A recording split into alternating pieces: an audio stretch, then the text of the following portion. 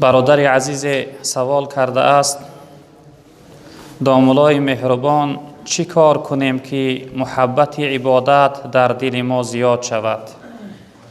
در اصل این سوال فکر میکنم که برای همه ما ضرور و لازم است. هر یک کدام ما در این شب و روزی که دنیا سراسر پر از فتنه و فساد، فسق و فساد است، پر از بدی ها هست، از عبادت خیلی مردم دور شده هستند. عبادت برای اکثر مردم یک چیز دشوار و مشکل می نماید. فکر میکنم این سوال باید هر کدام ما این سوال داشته باشیم که ما چیکار کنیم که محبت بندگی خدا، عبادت خدا، محبت اطاعت و فرمانبرداری پروردگار در دل ما جا شود، در دل ما زیاد شود. خیلی سوال خوب پرسیده است این برادر عزیز. برای این سوال شما، در جواب شما، من حدیثی را میخوانم که پیغمبر بزرگوار صلی الله علیه و سلم برای ما توصیه کردند. پیغمبر بزرگوار میفرمایند: ثلاث من کن فیه وجد بهن حلاوت الایمان. تن سه چیزی هست که هر شخصیت این سه چیز در حیاتش داشته باشه، از ایمانداریش حلاوت پیدا میکنه، از عبادتش لذت پیدا میکنه، از بندگی و خداپرستیش راحت پیدا میکنه. متاسفانه امروز عبادتهای ما رنگ بو ندارن، عبادتهای ما لذت ندارن. سببش این است که این سه چیزی که پیغمبر بزرگوار گفتن در حیات ما کم رنگ و کم یافت است. اینها چی هستند برادران عزیز؟ پیغمبر بزرگوار گفتن: من کان الله و رسوله احب الیه مما سواه. یکمین چیزی که حلاوت ایمان در انسان پیدا میکنه، پیغمبر بزرگوار گفتن این که محبت خدا و محبت رسول الله در دل شخصیت از دیگر تمام هستی دنیا زیادتر بالاتر باشه. عشق خدا، محبت خدا، محبت پیغمبر در هر دلی که جا باشه، او شخصیت یعنی که میل و حرکتش در عبادت و بندگی خدا زیاد میشه. حرکت میکنه که زیادتر عبادت کننده باشه. چون که پیغمبر بزرگوار صلی الله علیه وسلم در روایت دیگر گفتن که این فی الجسد مضغة اذا صلحت صلح الجسد كله و اذا فسدت فسد الجسد كله. تن در جسم و بدن انسان یک گوشپاره هست، یک جزئیات معده هست. وقتی اون اصلاح شوه، خوب شوه، پاکیزه شوه، بدن انسان خوب می شوه، جسم انسان، حیات انسان، حرکت انسان خوب می شوه. اما وقتی که اون گوشپاره فاسد شد، بد شد، ناپاک شد، جسم و بدن انسان بد و ناپاک میکنه. این چی هست؟ پیغمبر بزرگوار گفتن الا و هی القلب. تا شما انیق بدانه که این دل است. دل وقتی اصلاح شد، دلی که در اون محبت خدا جا شد، جسم و بدن اصلاح میکنه، جسم و بدن پاکیزه میگردانه، جسم و بدن به عبادت و بندگی خدا میکشونه. اما در دلی که محبت خدا، محبت پیغمبر خدا نباشه، اون دل جسم و بدن سست و تنبل میگردانه در عبادت و بندگی خدا. عبادت میای اما برای تو یک ناراحتی است، وقتی ناخوش است، میگوی تیزتر و زودتر نماز بخونم، زودتر یعنی که از مسجد بیرون شم، از عبادت دور شم. بعضی انسان ها نماز میخونن، میگه اکو خلاص شدم. از چی خلاص شدی؟ از بندگی خدا؟ از راز و نیاز خدا؟ از چی خرسندی داری که خلاص شدی؟ اکنون خلاص، از چی خلاص شدی؟ باید ما عاشق عبادت باشیم. نماز رازی به خدا هست، نماز صحبتی به پروردگار است. اما وقتی که در دلهای ما محبت خدا نیست، نماز برای ما یک چیز دشوار و مشکل می نماید. یکمین چیزی که برای انسان محبت عبادت در دلش جا میکنه، این است برادر عزیز که محبت خدا و پیغمبر باید از همه بالاتر باشه. باید که ما و شما از همه زیادتر الله رب العالمین، صاحبمونه، مولامونه، آفریدگارمونه، خلق کنندمونه زیادتر دوست بداریم. حتی از پدر و مادر، از زن و فرزند، از مال و دنیا، حتی از جان عزیزم بالاتر و زیادتر باید دوست بداریم. بعد از محبت الله باید محبت رسول اکرم صلی الله علیه وسلم در دلهای ما باشد. متاسفانه امروز اکثر جامعه ما از تاریخ حیات جناب پیغمبر دورن، محمد مصطفی را نمیشناسند. نباشه وقتی بشناسی او شخصیت بزرگوار که چقدر مهربان و دلسوز، چقدر غمخوار برای امت بود، والله قسم جان عزیز تا فدای او ذات بزرگوار میکنی. اما وقتی که نمیشناسی، دردی ناشناختن، دردی دور بودن از تاریخ حیاتش، فقط نام محمد میشنوی، متاسفانه خوب نمیشناسن. یکمین چیزی که پیغمبر بزرگوار گفتن که محبت عبادت، حلاوت عبادت در انسان زیاد میکنه، محبت خدا و پیغمبر است. انسان باید عاشق الله باشد. این دل جای محبت خودش است برادری عزیز. اگر غیر الله جا کردی، انیق بودان که حیات تو پریشان میشود، حیات تو پر رنج مشقت میشود. الا بذکر الله تطمئن القلوب. خودش گویای این است که فقط دلی تو، جسمی تو، حیاتی تو، زندگی تو با ذکر یاد من آرام میگیره. اگر آرامی حیات، خوشحالی و خرسندی حیات بخواهی، رب العالمین میگه ذکری من، محبتی من در دل جا کن، دلت را خانه من کن، مصفا کردنش با من، و من دردی دل افشا کن، مدوا کردنش با من. دل تا خانه من کن، میگه شیطان جا نکو، دنیا را جا نکو، زن فرزند جای ویها نیست. با یک دل مهر دو هرگز نگنجد، برای امتحان دلدار سنجد. برادری عزیز بزرگوار، دل من شما باید جایگاه و قرارگاه محبت الله رب العالمین باشد. و دیگر این که پیغمبر بزرگوار گفتن و ان یحب المرء لا یحبه الا لله.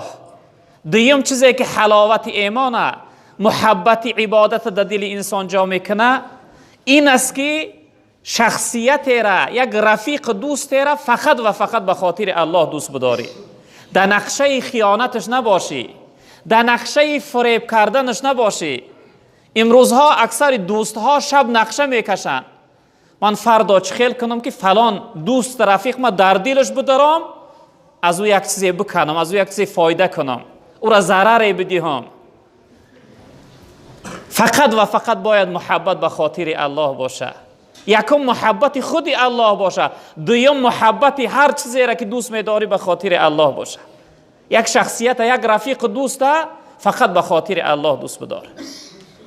و سیومش پیغمبر بزرگوار صلی الله علیه وسلم گفتن که و ان یکره ان یعود فی الکفر بعد ان قذه الله منه کما یکره ان یقذف فی النار. شخصیتی که بد ببینه بازگشتن به سوی کفر بعد از اینکه خداوند او را ایمان آورده است، آنچنانی که بد میبینه در آتش سوختنه.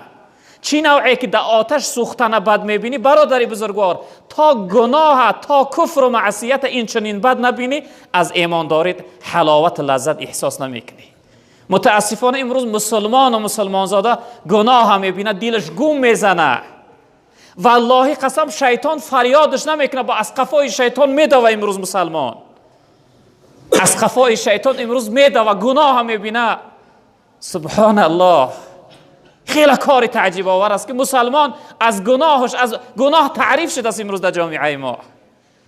امروز جوان شب تا سحر زنا کرده، سحر میاد در نزد دوستاش، از خدا شرم نداشته، با تعریف میکنه که من امشب تا سحر در فلان جای فاحشه خانه بودم، در فلان جای طرب خانه مست بودم، معصیت و نافرمان برداری پروردگار کردم، امشب صاحب و مولام از خودم غمگین و ناراحت و خفه گرداندم، شیطان خرسند کردم. چی بدبختی است ای برادری بزرگوار، این چی بدبختی است؟ تا گناه و معصیت و کفر در نظر ما مثل در آتش سوختن بد ننمایه، ما از ایمانداری و حلاوت پیدا نمیکنیم. برادری عزیز بزرگوار، برادری عزیزی که سوال داده که من چیکار کنم که محبت عبادت در دلم جا شود، این حدیث بزرگوار پیغمبر صلی الله علیه وسلم برای تو یک درسی بزرگ است. اول محبت خدا را در دل جا کن، دویمش محبت بنده های خدا را در دل جا کن، سیمش بدبینی و نفرت گناه و معصیت در دل جا کن. گناه دیدی مثل مرگ در نظرت بنماید، گناه دیدی مثل آتش در نظرت بنماید که همین لحظه باید تو را میسوزانه. بعد از آن از ایمانداریت حلاوت لذت پیدا میکنی.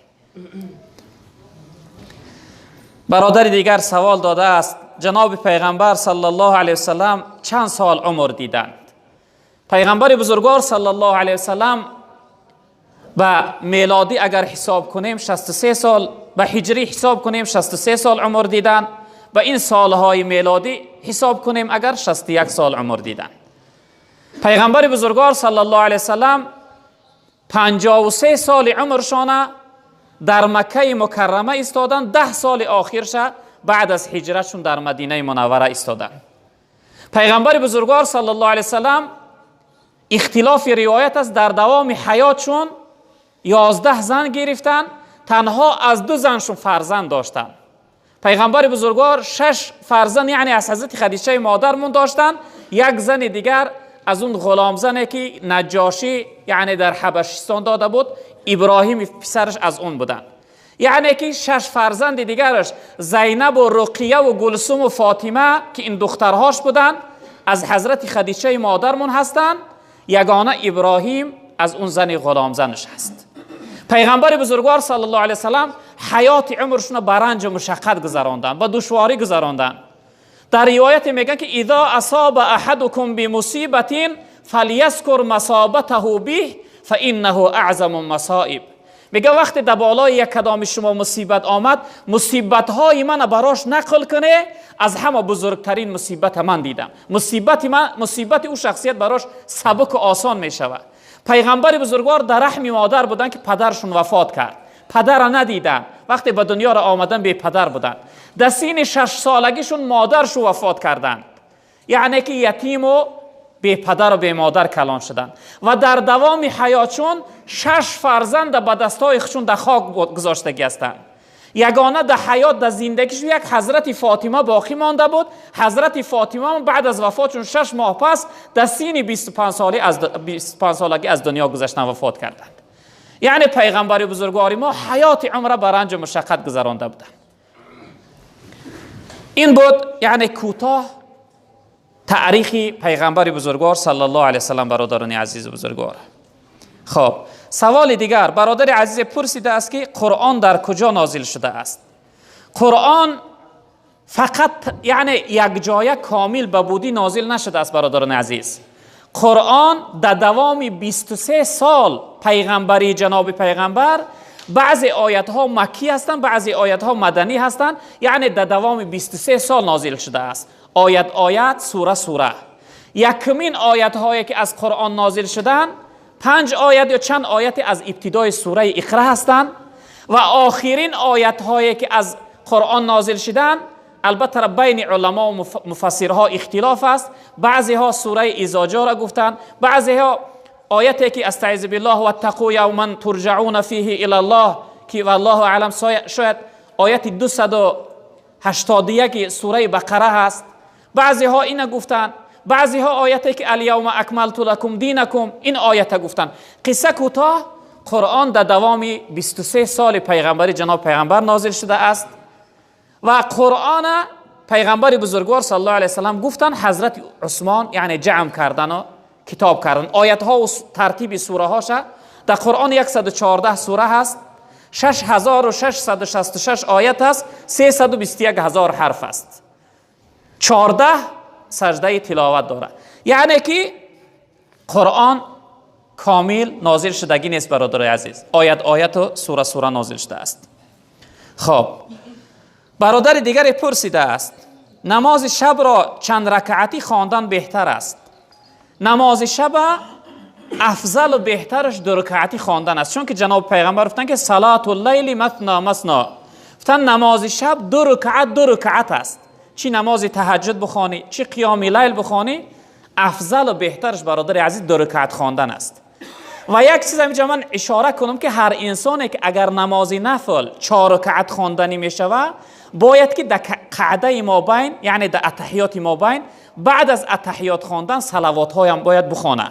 اللهم صل علی، اللهم بارک علی، اللهم بارک علی میخونه. اللهم اغفر لی ناخوانده بعد از آن میخیزه و 2 رکعت دیگرش میخونه. یعنی که کسی که نفل 4 رکعت خوانده نشید در قعده بینش هم باید که صلوات هاشو بخونه. بهترش چی در شب باشه چی در روز باشه، نماز نفل 2 رکعت خواندنش افضل و بهتر است. خب اینجا برادر دیگر پرسیده که آیا کودک های کافرها در کودکی بمیرند داخل جنت می شوند یا نه؟ کودک های کافرها وقتی که در دنیا یعنی به بلاغت نارسیده، به سن بلوغ نارسیده از دنیا بروند، بین علما، بین محدثان و مفسرها در این مسئله اختلاف است. چون که هم روایت آمده است که اهل جنت هستند، هم روایت آمده است که پیروی یعنی بابی و اجداد شو پدر و بزرگا گذشته هاشو میکنن، آخر از دنیا کافر میرفتن. بعضی روایت ها گفتن که اهل دوزخ است. یعنی بعضی آیات هایی که در قرآن هستند اونها را مفسرها تفسیر به همین فرزندهای کافرها کردند. مثلا خداوند در یک آیت پروردگار میگه که من در جنت غلمان خلق کردم. غلام مردم عرب بچه که 16-17 ساله را یعنی نوجوانه غلام میگن. بچه که بیزنه، بچه که ریش نداره و زیبا هست یعنی غلام میگن. خداوند میگه من در جنت برای خدمتگاری اهل جنت جوانهای زیبا خلق کردم که خدمتگار هستند. بعضی از مفسرها میگن که اینها هم فرزندای کافرها هستند. خداوند همون قدر درجهشون میده که در جنت خدمتگار میشوند. بعضی از مفسرها میگن که خداوند این یعنی البته حدیث است که عایشه مادر گفتن که فرزندهای کافرها مثل یک پرنده یا مثل یک کبوتر میشوند که در جنت همون قدر خداوند برای اونها حق میده که مثل پرنده واره در هم باد هوای خوش جنت پرواز میکنن میگردن. یعنی مثل ما انسان ها برین از اون خوشی ها و خوبی هاش خوب استفاده نمیبرن. یعنی اختلاف روایت هست. بعضی با روایت های هم هست که از عایشه مادر رضی الله تعالی عنها گفتن که اهل جنت هستند. جناب پیغمبر صلی الله علیه و سلم گفتن که اینها اگر کلان میشدن پیروی یعنی پدر و گذشته هاشو بدینی میکردن، اینها چیان؟ اهل دوزخ هستند. خداوند خودش داناتر است گفتن بعد آخر جناب پیغمبر صلی الله علیه و سلم. قصه کوتاه درباره جنتی بودن و دوزخی بودنشون بین محدثا و علمای دین اختلاف است. بعضی از اونها گفتن که جنتی هستند چون که از دنیا بیگناه رفتن. خداوند یگان بنده را به جرم و گناه عذاب نمیکنه. اما بعضی هاشو گفتن که اینها کلان میشدن پیروی یعنی هم بدینی پدرهاشون میکردن دوزخی هستند. در این مسئله اختلاف است. خب برادر دیگر پرسیده که آیا کودک های کافرها را دعاخوانی کردن ممکن است؟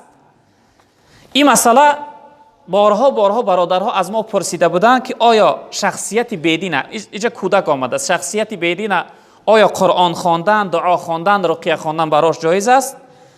این روز یک دلیل ما از حدیث بخاری، البته حدیث متفق علیه هم حدیث بخاری و مسلم است، حدیث یافتیم که در زمان جناب پیغمبر صلی الله علیه و سلم یک گروه از اصحاب به یک شهر، به یک منطقه شخصیت های مشرک و بدینه یعنی هجرت کردن، مهمانی رفتن، مهمان شدن. اهل اصحاب از اونها طلب کردن که ما را مهمانداری کنه، یعنی ما را یگان کس قبول کنه، یگان ضیافت کنه، ما مسافر در رحمانده هستیم.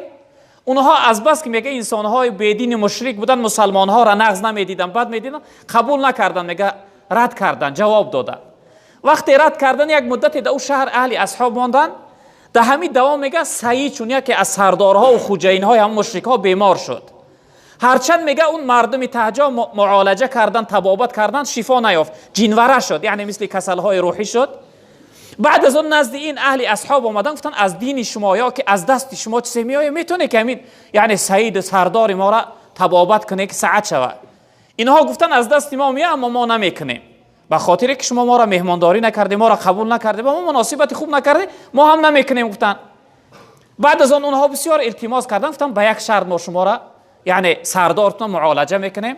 گفتن شرط چه؟ گفتن شرط میگه برای ما اجر میدهه، برای ما مال میدهه. بعد میگه چند گوسفند براشون دادن. یکی از اهل اصحاب رفتن سوره فاتحه یعنی سوره الحمد با چند آیت دیگر خطی رقیه خواندن. و شخصیت وقتی رقیه خواندن قصه کوتاه میگه جینش برآمد، ساعت ساز شد.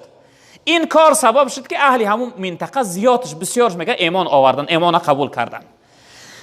وقتی این سخن میگه در پیغمبر بزرگوار صلی الله علیه و سلم رسید، جناب پیغمبر برای اهل اصحاب چیزی نگفتن، بلکه میگه تبسم کردن.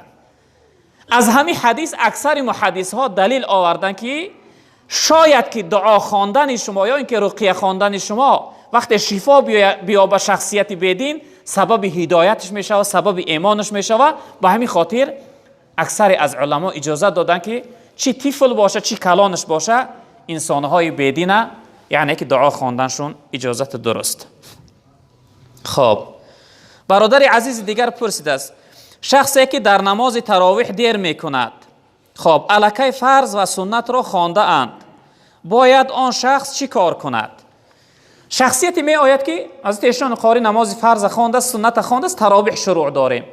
وقتی داخل شد دید مردم تراویح میخونن، در این صورت باید که در یک گوشه مسجد برای ابتدا نماز فرض بخونه، خفتنه بخونه، بعد از اون سنت میخونه، سنتی خفتنه، بعد از اون چند رکعتی را که به جماعت دریا کرد میایه همراهی جماعت رکعتاش میخونه، ویتری واجب هم همراهی جماعت میخونه، چند رکعتش که باقی مان بعد از ویتری واجبش میتونه که یعنی که برای نماز تراویحش ماندگی هاش تنها و طاقه بخونه. خب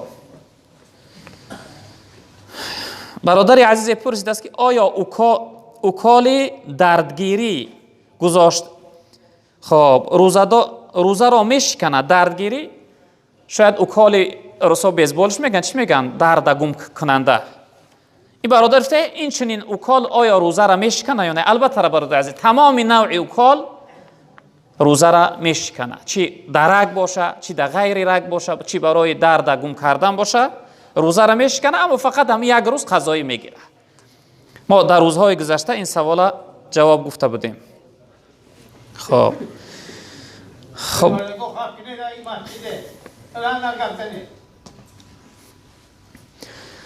برادر دیگر پرسیده، ما در شهر سنت پترزبورگ هستیم. خب یک برادر از یک داملا سوال کرد، نماز جمعه را اجازت داده است که در یک ساختمان که از 5 نفر آدم زیاد باشد نماز جمعه خوانید، به این کمتر روشنی می انداختید. در ساختمان و جایهایی که مقصد بچه ها کار مینند، در اوجا برادر عزیز در برای نماز جمعه خواندن یعنی که اجازت نیست، درست نیست، چون که شرط ها داره برای جمعه خواندن. یکمش که اجازت از مفتیات و از یعنی سردارهای که مثلا در این شهرها هستن اجازت از اونها در کاره. هر داملا حق نداره برای فتوا دادن که در جای جمعه خونه، شرط ها داره. اگر هم در شهر باشن بعد از اون اجازت از حساب مفتیات این شهر براشون باشه، بعد قومش و جماعتشون زیاد باشه، او صورتی که غیر از امام یعنی 2 نفر زیاد باشه جمعه خواندن درست است. در چنین مسجدها هست، در چنین مسجدهایی که اجازه دارن اما قوم نیست، غیر از امام اگر 2 نفر زیاد شه همون روز جمعه خوانده میتونن، اما اگر غیر از امام 1 نفر بیاد جمعه نمیخونن، نماز پیشین میخونن. این در دیگه صورت ها هست. اما در جایی که یعنی در ساختمان و در هر جای باشه این اجازت نداره. کسی اگر در چنین صورت ها اگر جمعه خوان، در جایی که اجازت نیست جمعه میخونن جمعه خوان، باید که فرض احتیاطی نماز پیشینش فرض احتیاطی بخونه. خب برادر دیگر پرسید است که بعد از قامت گفتن دعای اذان را خواندن جایز است یا نه؟ نه برادر عزیز، دعای اذان فقط برای اذان است. وقتی قامت گفتن باید یعنی که آمادگی برای نیت کردن ببینی، قصد دل کنی، آمادگی برای نیت نمازت کنی. خب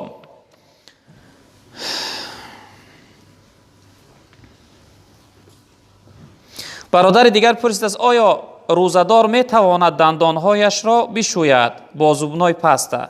این سوال روزهای گذشته جواب گفته بودیم، مکروه است برادر عزیز، چون که وای مزه داره. بعد از این وقتی که آبی دهان قرد کردی یعنی یا شیرینیش یا ترشی چی مزه داره، مزه او به سوی حلق میره. اگر در همون حالت خفش بره و یا اینکه آبی مزه دارش بره روزت فاسد میشه. اما اگر هیچ چیز شم به سوی یعنی حلق نروه روزه انسان مکروه میشه. خب برادر دیگر پرسیده که شیطان انسی از شیطان جینی چی فرق دارد؟ شیطان انسی انسان‌هایی هستند که مردم به سوی گناه و معصیت دعوت میکنن، انسان‌هایی هستند که مردم از عبادت منع می‌دارن، شخصیت‌هایی که یعنی که فقط میل حرکتش به سوی گناه است، اینها را شیطان انسی میگویند. اما شیطان جینی شیطانهای جینی در رگ و پیوند انسان حصه دارند. وقتی انسان دلش وسواس میکنه و به سوی میل گناه میکشه، این همون شیطان است که وسواسش میکنه. نباشه خود انسانیت میل نمیکنه به سوی گناه، چون که گناه خودش نفرت داره. گناه برای انسان یک ناراحتی داره. اما وقتی که شیطان وسواسش میکنه، این صورت از جانب شیطان جینی هست. شیطان ها را خداوند یعنی حق داده است که در جسم و وجود انسان در رگ و پیوند انسان تاب میخورند. شما اگر یک چیز اهمیت داده باشه، جناب پیامبر صلی الله علیه و آله حدیث میگه وقتی کودک تولد شده برابر یک گریه سخت میکنه، یک صدای بلند میبره، همون لحظه بدبخت شیطان میزده در جسم و بدنش میدر آمده. از ناراحتی را یعنی وقتی این چیزی ناپاک در بدن پاکیزه میدر آمده، دیگه فیغان میکرده کودک. اون از همون رو بوده. خداوند شیطان حصه داده است در رگ و پیوند انسان برای وسواس کردن. انسان خودش در حالت امتحان قرار داره، در حالت سنجش خدا های. به همون خاطر شیطان در بدنش حصه داده است. خداوند میسنجش که شیطان اطاعت میکنه یا منع. به همین خاطر شیطان های جینی در رگ و پیوند انسان وسواس میکنن. شیطان های انسی انسان هایی هستند که مردم به سوی گناه و معصیت میکشونند.